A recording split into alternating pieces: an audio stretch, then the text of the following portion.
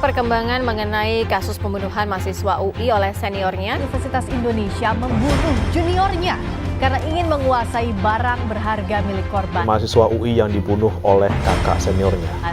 Pelaku mengaku nekat membunuh karena terjerat utang ke pinjaman online usai rugi investasi kripto. Kesedihan masih membayangi Elvira Rustina, ibu dari Muhammad Naufal Zidan. Memang keadaan korban sudah dalam kondisi mengenaskan. Hai guys, selamat datang di video ini. Buat kalian yang belum klik tombol subscribe, kalian harus klik tombolnya guys. Karena akan banyak hal-hal yang menarik yang akan gue bahas ke depannya. Di sini gue mau ngebahas kasus yang baru saja terjadi sekitaran minggu lalu gitu. Yang menghebohkan masyarakat Indonesia, yaitu tentang kasus pembunuhan mahasiswa UI atau Universitas Indonesia. Nah, dia ini dibunuh oleh seniornya sendiri dengan cara yang bisa dibilang cukup sadis gitu. Nah, alasan dan motifnya ini pun menurutku sangat-sangat di luar nalar dan gak habis pikir. Nah, buat kalian yang penasaran, langsung aja kita ke kronologinya. Tapi sebelum itu, kita mulai intro dulu, oke? Nah, di sini kita mulai dari kronologinya dulu biar urut. Oh ya, di sini gue akan menyebutkan pelakunya ini dengan pelaku dan korban ini dengan sebutan korban gitu. Sebenarnya gue mau nyebutin langsung namanya, tapi karena kasus ini masih fresh dan baru, gue takutnya kena pasal UU ITE kalau nyebutin namanya gitu. Sebenarnya gue nggak terlalu tahu sih soal UU ITE, tapi kita cari amannya aja. Oke, langsung aja kita ke kronologi kejadiannya. Kronologinya dimulai pada Rabu 2 Agustus 2023 pukul setengah 7 maghrib. Pembunuhan ini bermula ketika pelaku mengantarkan korban pulang ke kosannya di Jalan Plakali Raya, Kukusan, Beji, Depok. Pelaku dan korban ini memang menjalin pertemanan selama keduanya ini menempuh di pendidikan di UI atau Universitas Indonesia. Nah, bisa dibilang pelaku dan korban ini teman gitu. Jadi mereka itu ya berteman gitulah pokoknya.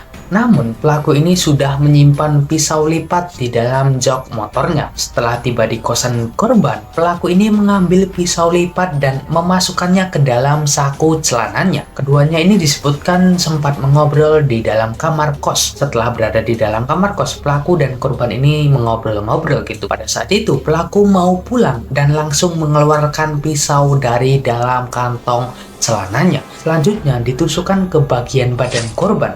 Korban ini sempat melawan dengan cara menggigit tangan pelaku. Namun pelaku ini menikam leher dan dada korban berulang kali hingga akhirnya tumbang. Pelaku kemudian pergi mencari plastik dan kapur barus. Pelaku memasukkan mayat korban ini ke dalam plastik itu dan menyembunyikannya di bawah kolong tempat tidur, lalu menyebarkan kapur barus untuk menutupi bau amis darah gitu. Pelaku kemudian mengambil barang-barang milik korban. Nah, barang-barang itu antara lain adalah MacBook, dompet milik korban, hingga iPhone milik korban. Lalu malam harinya, setelah pembunuhan itu, keluarga korban ini kesulitan dalam menghubungi korban gitu. Keluarga korban ini kemudian menghubungi pemilik kos. Mereka ini meminta pemilik kos untuk mengecek keadaan korban di kamarnya.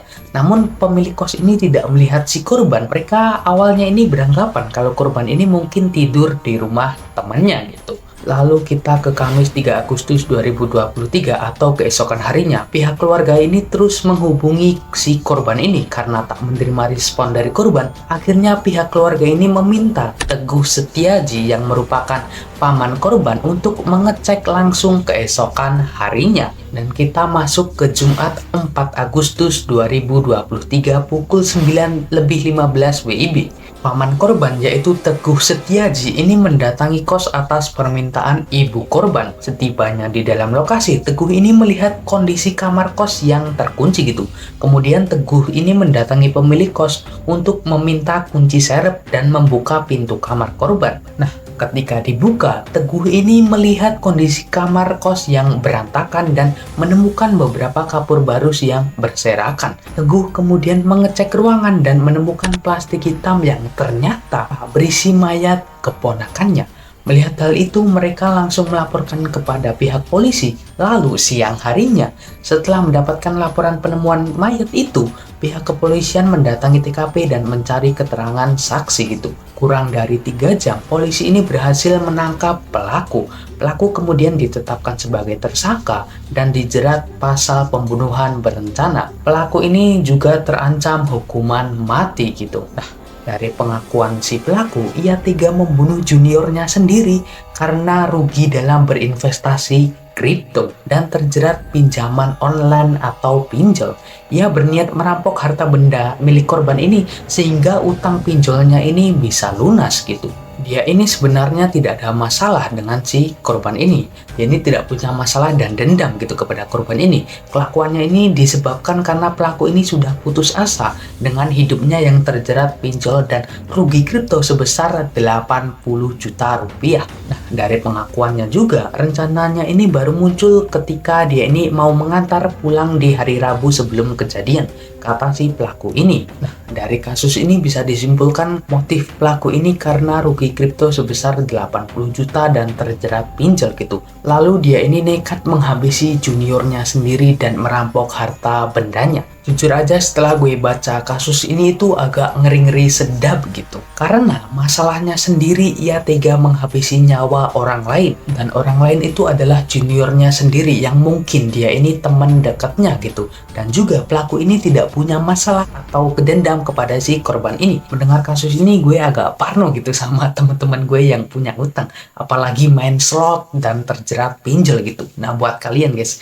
yang main slot, hati-hati guys. Kalian rugi terus kalian bunuh orang, wah itu udah nggak main-main gitu. Nah, dia ini main kripto dan rugi gitu. Sebenarnya kripto itu harusnya kalian pelajari dulu sistematikanya dan harusnya pakai uang dingin gitu biar nggak jadi kayak gini. So, jadi buat kalian harus waspada pada sekitar kalian, apalagi pada teman-teman kalian. Ini bukannya gue nakut-nakutin atau gimana, tapi apakah kalian tahu fakta yang mencengangkan ini bahwa sekitar 98% kasus pembunuhan itu adalah dilakukan oleh teman terdekat kalian atau orang terdekat kalian gitu. Jadi buat kalian harus tetap waspada dan jaga diri baik-baik gitu. Dan juga buat kalian yang ada saran dan kritik atau tanggapan kalian mengenai kasus ini, kalian bisa komen di bawah, nanti kita diskusi bareng-bareng, oke?